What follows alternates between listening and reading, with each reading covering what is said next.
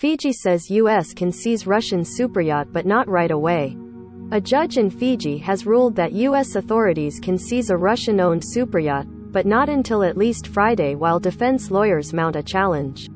Wellington, New Zealand. A judge in Fiji has ruled that U.S. authorities can seize a Russian-owned superyacht, but has put a hold on his order until at least Friday while defense lawyers mount a challenge. The yacht Ahmadiyya, worth $325 million, had earlier been stopped from leaving the South Pacific nation because of its links to Russia. That order will stand for now, preventing U.S. authorities from taking the yacht to Hawaii or elsewhere. A question remains over which of two Russian oligarchs really owns the Ahmadiyya, with only one of them facing sanctions. There are also questions about how far U.S. jurisdiction extends into Fiji. Suva High Court Justice Deepthi Amaratunga on Tuesday granted an order allowing the U.S. to seize the superyacht after the U.S. had earlier filed a warrant. But the judge has also allowed for a pause while defense lawyers put together their challenge. The judge's next decision in the case will come on Friday, when he will decide whether to continue to put a hold on the yacht's seizure pending a formal appeal by the defense. The U.S. Justice Department in March announced the creation of a team of federal agents and prosecutors to pursue wealthy Russians or those aiding Russia's invasion of Ukraine. The team, called Task Force Klepto Capture, was set up to seize assets belonging to oligarchs with the aim of pressuring Russia to end the U.S. claims the real owner of the superyacht Ahmadiyya is Suleiman Karimov. The economist and former Russian politician was sanctioned by the U.S. in 2018 for alleged money laundering and has faced further sanctions from Canada, Europe, Britain and other nations after Russia invaded Ukraine.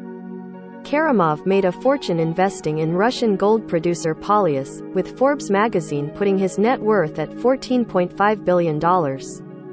But defense lawyers claim the real owner is Eduard Kudainatov, the former chairman and chief executive of Rosneft, the state-controlled Russian oil and gas company.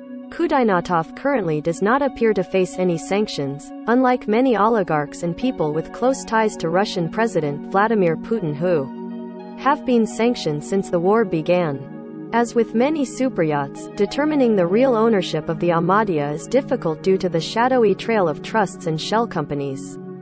On paper, the superyacht is registered in the Cayman Islands and owned by Millamarin Investments Limited, also based in the Cayman Islands. Defense lawyers have claimed in court that Millamarin Investments Limited is the legal owner of the vessel and that the company is linked to the real, or beneficial, owner, Kudainatov. But U.S. authorities have claimed that behind all the various fronts, the real owner is Karimov. On April 19, after the yacht had sailed into Fiji from Mexico, the High Court in Suva ordered that the Ahmadiyya not leave Fiji until the merits of the U.S. warrant to seize the vessel were determined. Perhaps reflecting the question over ownership, the court later ordered Fijian prosecutors to amend an original summons, which named just Karimov, to also include Millamarin Investments Limited as a second respondent to the case.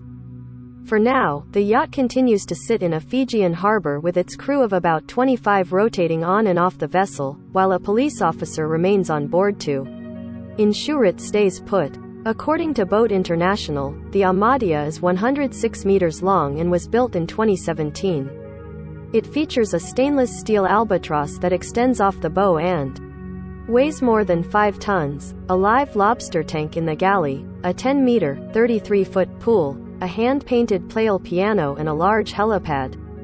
The U.S. Embassy in Suva earlier said in a statement that the U.S. was acting with allies and partners around the world to impose costs on Russia because of its war of choice. We continue to ratchet up the pressure on Putin's oligarchs and we are working with allies and partners to go after corrupt gains from some of the individuals closest to Putin, no matter where they are held around the world, the embassy said.